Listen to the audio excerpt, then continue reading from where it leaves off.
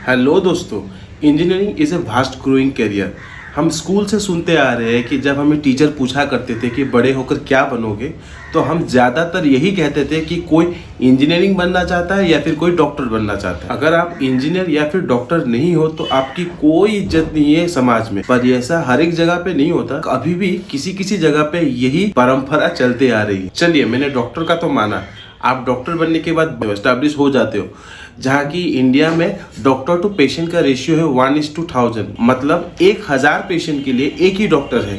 तो सोचो डॉक्टर का कितना क्राइसिस है अभी भी इंडिया में। हर साल इंडिया 15 लाख इंजीनियर प्रोड्यूस करता है, जिनमें से 2.5 लाख इंजीनियर को ही टेक्निकल रेलेवेंट वाला जॉब मिलता है और बाकी सब वही बैंकिंग पे आ जाता है, कोई बिजनेस पे आ जाता है। मतलब अपने टेक्निकल रिलेवेंट जॉब को छोड़कर वो दूसरे प्रोफेशन पे सेटल हो जाता है। अब कहते हैं कि कुछ वर्षों के बाद, मतलब कुछ सालों के बाद पेट्रोल खत्म हो जाने वाला है, फुल एम्प्टी। एक्सपर्ट कहते हैं कि 2030 तक पेट्रोल खत्म हो जाने वाला है। चलिए, मैंने माना कि 2050 तक भी पेट्रोल चल गया।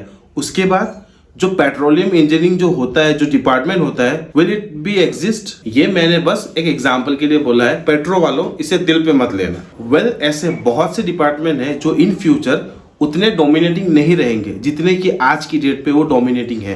तो कैसा होने वाला है अगले 30 सालों में इंजीनियरिंग का चेहरा, इंजीनियरिंग का फ्यूचर? इन फ्यूचर कौन सा डिपार्टमेंट सबसे ज्यादा इंपॉर्टेंट होने वाला है? तो आज की इस वीडियो पे हम इन्हीं के ऊपर बात करेंगे, तो बने रहिए मेरे वीडियो पे। अगर वीडियो पसंद आए तो लाइक कर देना और चैनल पे नए हो तो सब्सक्राइब कर देना। तो बिना कोई देरी किए करते सीधा वीडियो को चालू। Electrical engineering, computer and science engineering, mechanical engineering, well ऐसे बहुत से इंजीनियरिंग डिपार्टमेंट है और अभी तक ये सारे बहुत अच्छे कर रहे हैं। पर क्या आप श्योर है कि आज का लेवल का जो इंजीनियरिंग है हमारे इंडिया में, does it work in future?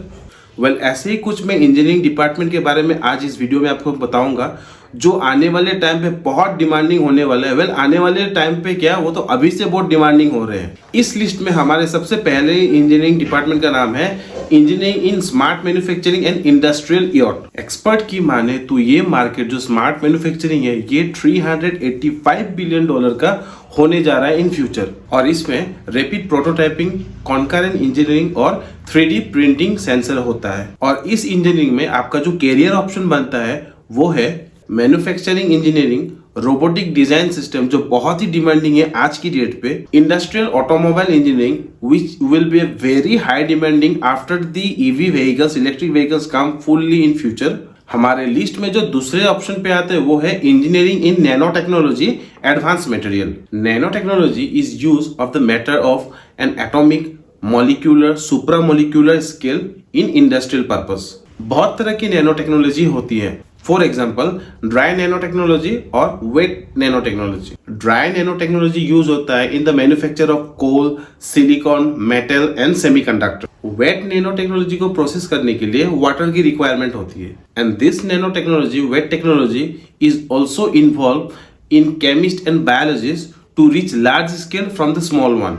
और इस डिपार्टमेंट में जो आपका जो कैरियर ऑप्शन बनता है in future, that is manufacturing engineering, उसके बाद रिसर्च साइंटिस्ट और DRDO जैसे या फिर इसरो जैसे लैब पर। अगर माइक्रोस्कोप इन्वेंट नहीं किया जाता, then it will not possible for us to identify small particles or nano particles. But not only in this, nanotechnology is also very important for us right now and for future also. In 1959, American Nobel Prize and physicist Richard Feynman ने nano technology application के बारे में कहा था in California institute of technology. $18 billion US ने अब तक invest किया है 2001 से लेकर 2013 तक through national nano technology initiative to turn this sector into a driver of economic growth and competitiveness. And the third one, which is very high demanding in future, which is robotic engineering. हम इस बात को deny नहीं कर सकते that robot is our future. बहुत से country like Dubai, अब दुबई को ही ले लो, जहां पे 30% तक का काम रोबोट ही कर रहा है। सबसे बड़ा इंपॉर्टेंट हमारे लिए रोबोट का ये है कि robot can work at any hazardous environment where human can't. The robot can lifting any heavy load, toxic substances and repetitive task which reduce the industrial accident, time and also money. आज की date पे robot का use बहुत से medical treatment के लिए भी होता है, जैसे आप मान लो प्रोस्टेट कैंसर सर्जरी के लिए, और बहुत से अन्य ट्रीटमेंट के लिए भी रोबोट का यूज किया जाता है इन मेडिकल फील्ड। कभी कभी मैं ये सोचता हूँ कि रोबोट हर तरीके की काम कर लेता है, हर मुश्किल काम कर लेता है, दैट मीन्स वो इजी काम तो ऐसे ही कर लेगा। अगर इसी तरह रोबोट हर एक काम करने लगा तो हम जो ह्यूमन है, वो हम जो काम करते हैं, हमारा क्या होगा? ये तो सोचने वाली बात है कि नहीं? अगर आप भी मेरी तरह सोचते हो, आप भी इस बात पे गौर फरमाते हो, देन काइंडली मुझे कमेंट करो इस टॉपिक पे। The word robot was coined by जैक नोवेलिस कार्ल कापेक इन 1920। जैक रिपब्लिक में रोबोट का मतलब सर्वेंट या फिर वर्कर होता है, और इसमें आपका कैरियर ऑप्शन बनता है in future robotic engineering, design engineering, electromechanical and robotic technician और प्रोग्रामिंग इंजीनियर। मेरा ये आज का वीडियो इंजीनियरिंग के ऊपर जो बनाया मैंने, आई होप कि आप सबको ये पसंद आया, आप भी इससे आप एग्री करते हो मेरे इस वीडियो से। तो आज का वीडियो होता है मेरा खत्म। मिलते हैं अगले वीडियो पे विद न्यू टॉपिक। तब तक के लिए गुड बाय।